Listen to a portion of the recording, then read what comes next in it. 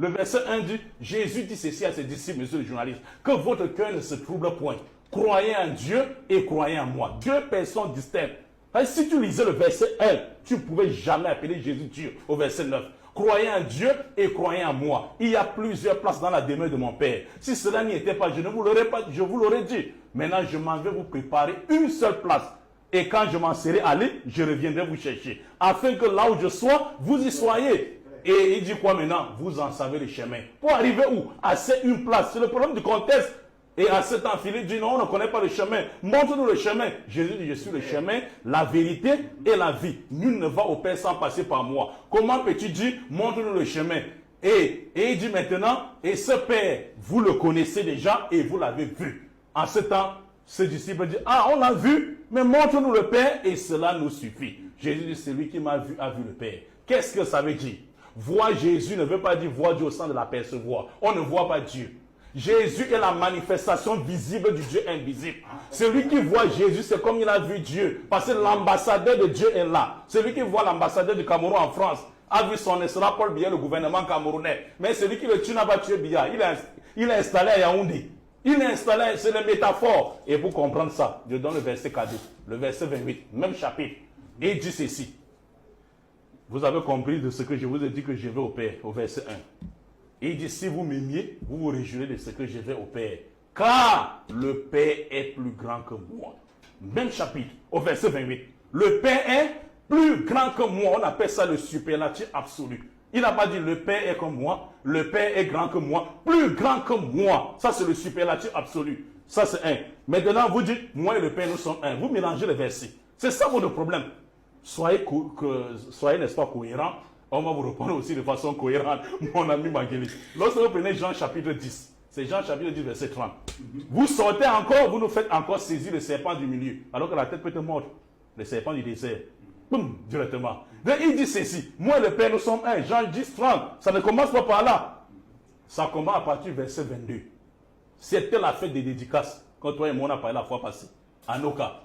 Jésus se promenait dans le temple sur le portique de Salomon. Les Juifs l'entouraient et lui disent, jusqu'à quand retiendras-tu notre idée en suspense? Si tu es le Christ, dis-le nous.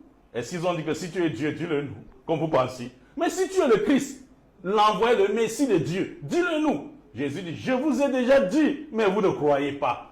Jésus les avait dit où? Luc chapitre 4, verset 18 à 19. Quand il est rentré dans le temple de Nazareth, sa ville natale, pour la première fois, on lui donne le rouleau du livre d'Ésaïe 61, verset 1 à 3, qui parlait de lui. Roi Adonai Elohim Eléa. L'Esprit du Seigneur est sur moi. Il dit, cette prophétie que vous venez d'entendre, s'est accomplie aujourd'hui. Les Juifs l'ont jeté hors de la synagogue. Il dit, je vous ai déjà dit, mais vous ne croyez pas, parce que vous n'êtes pas de mes brebis. Mes brebis entendent mes paroles et me suivent. Je les donne la vie, et personne ne peut ôter entre mes mains.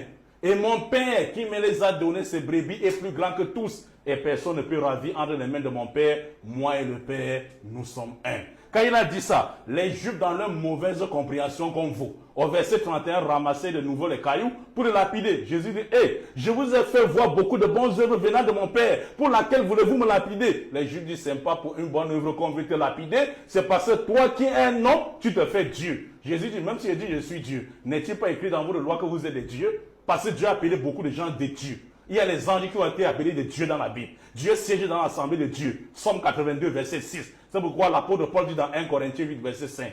Il dit de même qu'il y a beaucoup qui ont été appelés dieux dans les cieux et beaucoup de dieux dans la terre. Mais pour nous, il n'existe qu'un seul Dieu unique. Et c'est ce Dieu que Jésus dit dans Jean 17, 3. La vie éternelle consiste pour eux à te connaître, toi le seul véritable Dieu et celui que tu as envoyé, Jésus-Christ. Tous ces arguments sont les arguments de Arius. Et vous ne pouvez pas résister face à ces arguments. Vous ne pouvez pas. Maintenant, je vais chuter.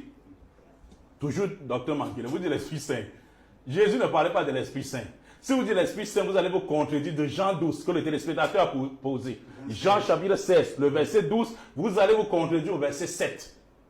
Parce que si vous dites que c'est le Saint-Esprit, Jésus dit au verset 7 quoi? Cependant, il vous est avantageux que je m'en aille. Car, condition, docteur, si je ne m'en vais pas, le consolateur, la venue du consolateur est conditionnée par le départ de qui? Jésus n'était-il pas porteur du Saint-Esprit?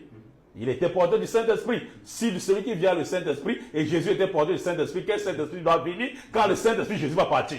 Constipation psychique. court-circuit cérébral. Merci, Imam Mokhtar. En attendant, je vais épuiser les messages que j'ai.